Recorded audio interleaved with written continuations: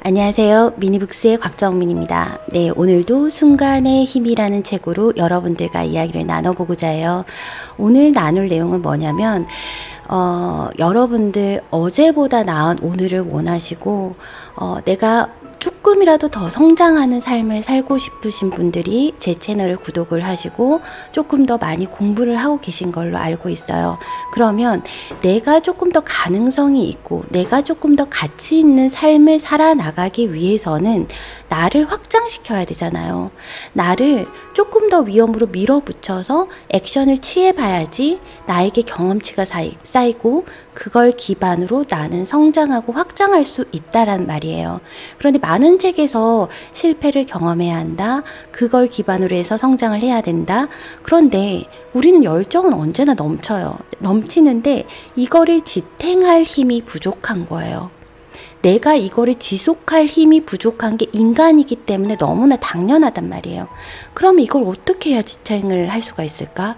이 마음을, 내가 계속 가고자 하는 마음을, 나 되게 힘든데 이제 그만하면 안 돼? 라는 마음이 든단 말이에요. 이때 어떤 걸 활용해야 되고, 마지막으로 내가 확장을 해서 나가게 되면 나에게 가능성이라는 것들이 생기잖아요. 이 가능성들을 더 넓게 펼칠 수 있게끔 하는 어떠한 피드백이 있다고 합니다. 그 피드백은 어떤 것들이 있는지, 저희들에게는 지금 어제보다 나은 오늘의 삶을 살고자 하는 마음들은 굉장히 많이 가지고 있어요. 그렇지만 이 열정을 유지하기란 정말 쉽지 않은 일들이거든요. 그러면 제가 오늘 알려드릴 내용은 여러분이 가지고 있는 이 가능성을 어떻게 스스로 확장해 나가고 이 스스로 확장해 나간 것을 어떻게 하면 지탱을 할 수 있는지, 그리고 이것을 어떻게 해야 더 확고하게 유지해 갈 수 있는지에 대해서 얘기를 나눠보고자 해요. 그리고 오늘 영상을 보시면 여러분들 자신에게도 굉장히 도움이 되겠지만 아이들을 어떻게 가르쳐야 될지, 내가 아이들에게 어떤 피드백을 줘야 될지에 대한 어떤 통찰이라든지 아니면 느낌을 받으실 수 있을 것 같아요. 자, 오늘은 얘기 드릴 내용은 순간의 힘에서 133페이지의 내용이에요. 스스로를 확장하라. 스스로를 확장하라. 스스로 확장하라. 네, 이거 많이 듣던 내용들이죠. 확장을 통해 자기 성찰의 번뜩임을 얻을 수 있다. 자기를 확장한다는 것은 실패의 위험이 있는 상황에 자신을 노출하는 것이다. 실패를 경험함으로써 내가 이거는 이렇게 방향을 조절해야지, 이 방법은 아닌가 봐 라고 깨달을 수 있기 때문이죠. 뜻밖으로 느껴질지 모르지만 자기 통찰은 우리 머릿속에만 머무르는 것이 아니다. 관련 연구에 따르면 생각이나 느낌을 머릿속으로만 숙고하거나 반추하는 것은 뭔가를 진정으로 이해하는 데 그다지 도움이 되지 않는다라고 합니다. 그보다는 자신의 행동을 연구하고 분석하는 편이 훨씬 더 유익하다라고 얘기해요. 본인의 행동이요, 치해놓고 그냥 내 머릿속 이게 될까? 이 사업은 아이템이 괜찮을까? 신사임당이 그런 얘기를 하셨죠. 나는 이 아이템을 여러 개를 골라서 하게 되면 절대 안 된다고. 아이템을 하나를 먼저 올려놓고 거기에 대한 시장 반응과 그 다음에 피드백을 보라라고 얘기를 하셨잖아요. 그것처럼 여러분들은 그 어떤 행동을 먼저 해본 다음에 그 행동을 분석하고 거기서 틀린 점을 발견하고 나아갈 점을 발견해야 된다라는 거예요. 네, 나라면 훌륭한 베이커리 주인이 될 수 있지 않을까? 내가 이탈리아에서 잘 지낼 수 있지 않을까? 중요한 질문이지만 상상만으로는 대답할 수 없는 질문이기도 하다. 조용히 앉아 공상만 하기보다는 기꺼이 위험을 감수하고 뭔가를 시도하고 경험을 통해 대답을 뽑아내는 편이 훨씬 더 낫다라고 얘기를 하고 있는 거예요. 내가 아무리 생각만 해도요, 그 답을 얻을 수 없어요. 제가 제일 먼저 했던 건 뭐냐면 저희 아이들을 가르치기 시작했어요. 이게 너무 좋은 방법이야? 너네들 학원 뺑뺑이를 시키지 않을 거야. 그래서 우리 아이들을 가르치기 시작했고 그 소문이 나면서 한두 명이 모여들었다고요. 그러면서 집에서 하던 것이 이게 확장이 돼서 학원을 오픈하는 시점까지 갔거든요. 그것처럼 여러분들이 두렵다면 그냥 저희 아이들 가르치는 거, 아니면 요리가 재밌다면 요리를 해서 반찬을 하나씩 팔아보는 거, 작은 거부터 시작해 보라고요. 핫 아이템이 무엇이 있을까를 찾지 마시고 작은 거를 한번 올려보는 거예요. 카페에 올려도 괜찮고요. 아니면 네이버 스토어에 올려도 되고요. 여러 가지 방법으로 한번 루트를 생각하시고 작은 거를 소액으로, 아니 돈이 들지 않아요. 집에서 저는 아이들을 가르쳤기 때문에 그냥 교육청 가셔가지고요, 가해 사업자 등록하시고 그냥 하시면 되시거든요. 그것처럼 뭐 한글을 가르치시는 분도 있어요. 생각외로요. 초등학교 들어가기 전에 한글을 모르고 들어가는 아이들이 생각외로 많고요. 초등학교를 들어가도 받침을 모르기 때문에 받침을 이렇게 가르쳐주면서 한글을 가르치는 공부방들도 굉장히 많이 있어요. 그것들은 주부들이라면 누구나 할 수 있는 아이템들이거든요. 그런 것들을 소일거리 삼아서 해보시는 거예요. 그렇게 되다 보면 여기서 나는 아이들을 어떤 점이 힘들어하는구나, 요 방법 말고 요 방법을 한번 써보면 더 효과적이겠구나. 아이들마다 학습 태도도 너무나 달라서 얘는 강약 조절을 잘해야 되는 아이야, 얘는 칭찬을 먹고 사는 아이야, 얘는 너무 힘들면 못하는 아이야, 근데 얘는 발음이 너무 좋아, 얘는 근데 문장은 기억은 잘 못하는데 단어는 기억을 되게 잘해.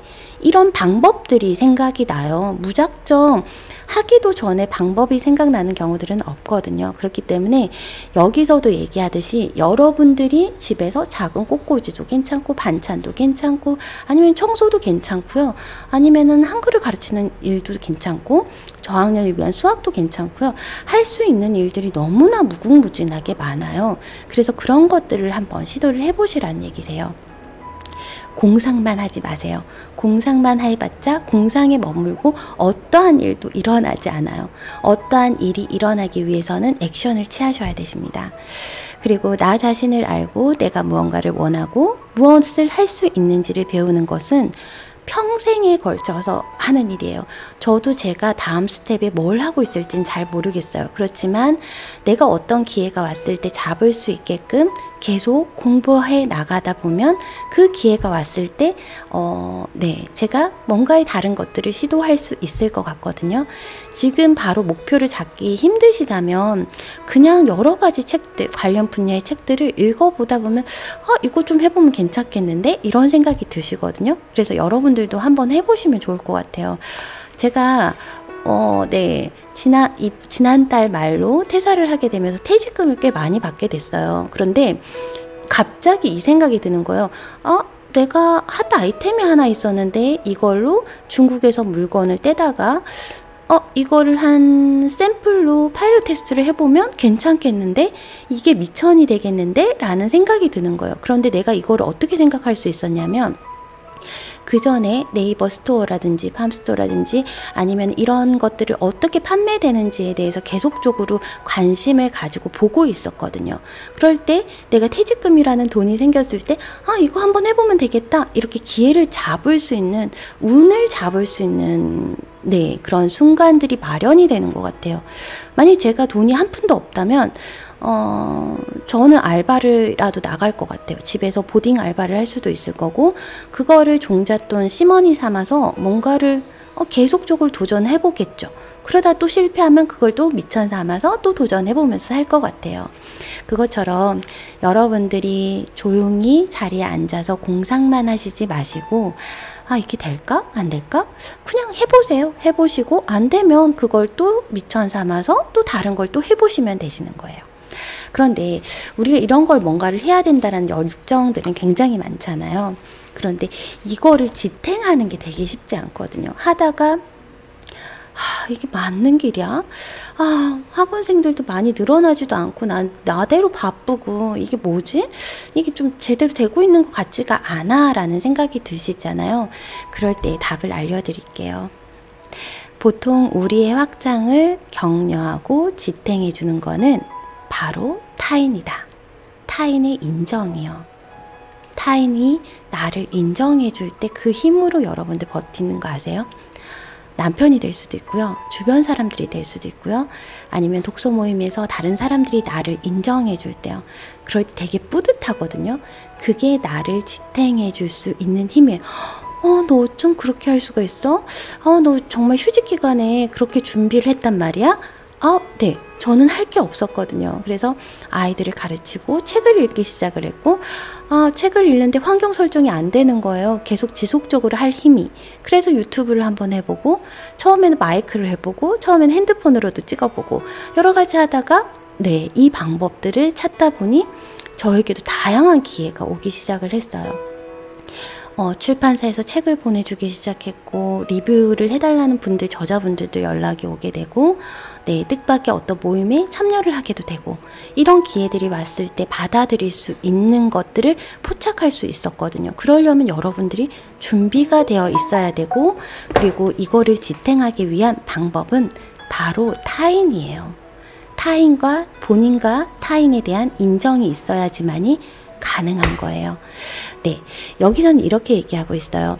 당신이 사설 트레이너를 고용하는 이유는 그가 당신을 안전지대 밖으로 톡 하고 떠밀어 주기 때문이다. 우리가 멘토들을 존경하는 이유는 그 때문이다. 그들은 우리의 가장 훌륭한 장점을 발견하고 끄집어내준다. 우리의 장점을요, 타인이요, 끄집어내 주거든요. 인정해 주거든요. 우리는 그 힘으로 다시 할 수 있는 거거든요. 그렇기 때문에 여러분들 주변에 멘토가 되거나 멘토가 되실 분들, 아니면 그분들이 직접 못 만나도 괜찮아요. 유튜브도 괜찮고 책을 통해서도 괜찮고, 여러분들의 멘토가 될 만한 사람들을 한번 정해보시는 거예요. 그게 여러분들이 지탱해 줄 수 있는 힘이 돼요. 솔직히 남편들한테 이런 구체적인 거 얘기를 해봤자 안 돼요. 그들은 인정해 주지 않을 거고요. 관심도 별로 없을 거고요. 그래? 뭐? 이러고 넘어갈 거기 때문에, 내가 마음 통하는 친구 아니면 마음이 맞는 모임에 가서 내가 이런 걸 할 거야. 그리고 난 이걸 지속할 거야. 그들에게 인정받으시고 그거를 지탱해 나갈 수 있는 힘을 얻으세요. 괜히 남편한테 얘기했다가 싸움 나실 수도 있어요. 네. 그리고 이런 내가 가능성, 스스로 확장해 나감으로써 내가 발전할 수 있는 가능성들을 얻잖아요. 이런 가능성을 조금 더 확장시킬 수 있는 피드백 방법이 있어요. 그 방법은 뭐냐면, 여기서는 예시로 이걸 들고 있거든요.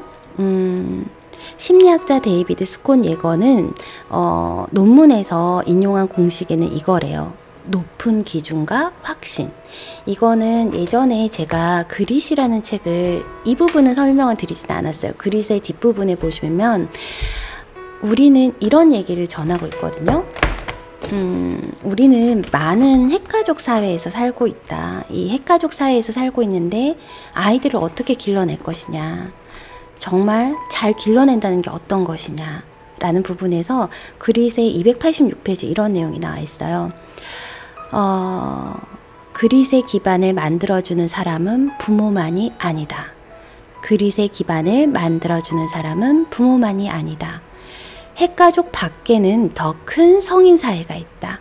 성인 세대에게는 다음 세대를 길러낼 책임이 있다는 의미에서 우리 모두는 자기 자녀 외의 젊은이에게 부모이다. 우리 모두는 젊은이들에게 부모래요. 우리가 인생을 먼저 산 사람으로서 그들을 이끌어줘야 되는 부모라고요. 우리는 다른 사람의 자녀에게 지지를 보내면서 요구하는 멘토 역할을 해줌으로써 그들에게 커다란 영향력을 미쳐야 한다라고 얘기를 해줘요. 그릿의 내용에도 이렇게 나와 있고 순간의 힘에서도 이렇게 나와 있어요. 뭐냐면 아이들을 높은 기준을 가지고 그리고 확신을 해줘라. 높은 의심, 정말 눈꽃만침의 의심도 하시면 안 돼요. 우리 아이가 이걸 할 수 있을까? 못하는 건 아니까. 이 의심이 우리 눈에는 보이지 않아도 아이들은 정말 귀신같이 알아차리거든요. 그렇기 때문에 너에 대한 무한적인 믿음을 보여주셔야 되세요. 그리고 높은 기준을 제시를 해주셔야 되시고, 그리고 앞으로의 목표도 제시를 해주셔야 되세요. 아이들은 내가 언제 끝나는지 모르면 이거를 도전하고 나아가는데 너무 힘들어요. 우리도 이거 만약에 차를 몰고 가고 있어요. 근데 언제쯤 도착하는지 모르겠어. 차는 계속 밀려. 그럼 너무 답답하잖아요.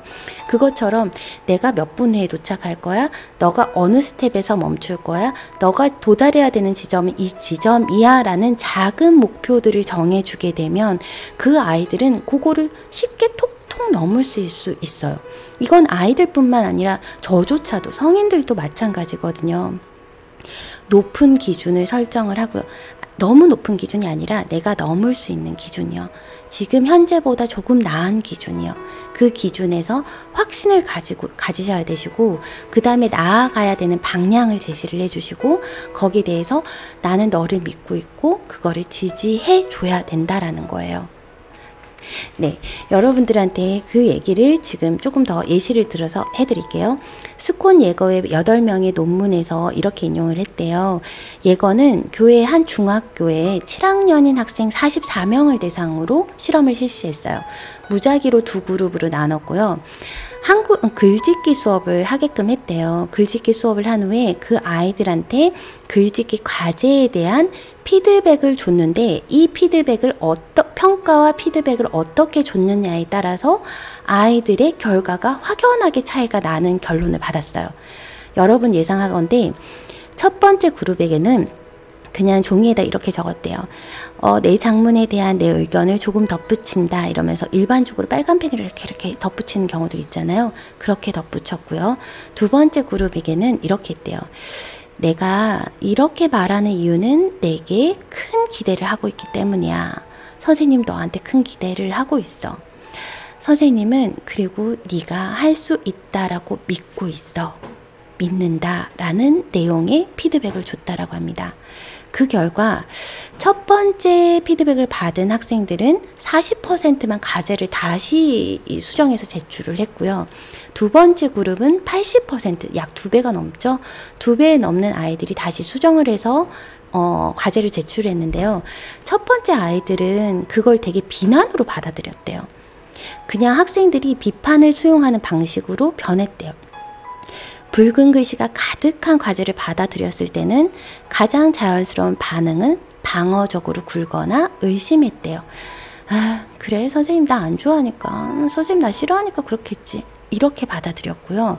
두 번째 피드백을 줬던 선생님, 높은 기준과 너는 할 수 있어, 선생님 믿고 있어, 그런 아이들에게는 뭐라고 했냐면요, 아, 내가 열심히 노력하면 더 잘 할 수 있구나. 나 한번 해보지 뭐. 잘하네 뭐. 이렇게 생각을 했다라는 거예요. 그래서 여러분들이 자녀를 가르치거나 아니면 나한테도 그렇고 스스로에게도 그렇고 주변 분들에게도 그렇고 높은 기준을 제시해 주세요. 그리고 거기에 대해서 확신을 가지고 눈꽃만큼 뿅아리만큼도 의심을 하시면 안 되세요. 그리고 그 아이를 믿어주셔야 되세요. 저는 정말 아이들을 대상으로 테스트를 해본 결과예요. 제가 이 수많은 아이들을 가르치잖아요. 그 아이들한테 너는 분명히 이번 달 안에 요 단계를 끝낼 수 있고 선생님 그렇게 만들어 줄 거야. 그러니까 믿고 따라와 라고 얘기를 했을 때는 아이들은 그래요? 이러면서도 의심하지 않고 따라와요. 나는 근데 그렇게 만들 거기 때문에. 그것처럼 아이들이 어떨 땐 이럴 때도 있거든요. 자기들 제가 백지복습을 시키는데 아이들이 써놓고도 이게 무슨 말인지 몰라요. 아직은 너무 어리기 때문에. 그럴 때도 네가 이걸 이해한 거야? 그렇지, 네가 얘기하는 내용이 이거지? 봐, 어렵지 않아. 네가 어렵다고 생각했던 거는 네가 지금 이미 다 알고 있던 내용이야 라고 다시 못을 박아주고 너 되게 똑똑하다 라는 피드백을 줬을 때 아이는 아, 내가 다 알고 있었네? 라는 표정과 자신감에 정말 어깨가 뿜뿜하거든요. 그것처럼 여러분들이 자식을 정말 피드백을 줘야 될 때가 있다라면 확신을 가지시고 그냥 피드백을 주세요. 그리고 나 스스로에게도 나 할 수 있어. 나 유튜브? 하면 되지 뭐. 아유, 저 구독자 떨어져 상관없어. 내가 이거를 해서 내가 얻고 발전을 하면 되니까 라고 생각을 하시면 되시는 거예요. 그런데 여기서 우리가 학생들을 대상일 땐 이걸로 가능하지만 만약에 조직체라든지 아니면 지도하는 사람들, 아이들을 가르치는 사람들은 여기 단계에서 머무시면 안 되세요. 여기서 그 높은 기준과 확신 다음에 또 뭐가 주어져야 되냐면요. 방향 제시요. 방향. 네가 나아가야 되는 방향은 이거야. 단기 목표는 이거야. 네가 이번 달 안엔 요거까지 할 거야. 그리고 여러분들은 회사에서 요 목표까지는 할 겁니다. 달성해야 되는 매출액은 얼마입니다. 하실 수 있어요. 지금까지도 최고의 기록을 여러분들이 달성하셨어요. 여러분들은 그 잠재된 능력을 가지고 있습니다. 나 할 수 있어. 나 여태까지 맨 땅에서 지금껏 여기까지 해왔는데 어때? 무너질 거 없고 손해볼 거 없는데 해보자. 이런 자기만의 방향도 제시를 해야 되고 지지해 주셔야 된다는 거예요. 나의 방향? 아직은 잘 모르겠어요. 그렇지만 나는 어제보다 오늘이 나아질 거고 내가 이렇게 가다 보면 어떤가의 기회가 왔을 때 제가 잡을 수 있기 때문에 나는 아주 작은 방향에서는 나를 계속 경제, 경영, 그리고 자기개발, 그 다음에 심리, 뇌과학, 아이들 교육, 이런 강연, 이런 것들로 계속 확장해서 나갈 거예요. 공부하다 보면 어떤 기회가 올 거고 그 기회를 저는 정말 어김없이 낚아챌 거예요. 그것처럼 저도 저 자신을 지지를 하거든요. 여러분들도 여러분 자신을 지지해 보세요. 그리고 방향을 제시해 보세요. 거기에 밑거름이 되게끔 해주신다면 여러분들 가능성을 정말 확장해 가면서 나아가실 수 있을 거예요. 여러분들이 아이를 가르쳐도 똑같고요. 여러분들 스스로 조직을 이끄시거나 회사를 이끄신다고 하실 때도 여러분들에 대해서 긍정적인 확신을 가지시고 그 다음에 높은 목표를 가지시고 그 다음에 본인에 대해서도 지지를 해주셔야 되십니다. 여러분들 있잖아요. 근데 이것만으로 열정이 가득한 사람들만 이게 계속 유지가 될까요? 네, 뒤에서 이런 실험이 하나 나왔어요. 열정하고 사명감이 우리한테 어떤 차이를 일으킬까? 열정만 있으면 가능할까? 우리한테 열정만 있으면 사업체가 번창하고 막 지속 가능하고 할까요? 우리가 순간의 힘을 발휘를 했어요. 어떤 결정의 순간을 만들었어요. 그 만들기까지 너무 힘들었단 말이에요. 고양되고 감동하고 어떤 사람들과 교감도 느끼고 그 다음에 긍지도 가지게 되고 이런 것들을 다 가지는데 지속 가능해야 되잖아요. 근데 그 지속 가능하게 하는 힘이 뭔 줄 아세요? 아까 좀 전에는 그걸 지탱하는 건 타인도 가능하다 그랬어요. 타인 말고 그럼 내 스스로에서 찾으려면요. 타인이 나를 인정해 주는 것도 너무나 중요해요. 그런데 타인 말고 나요.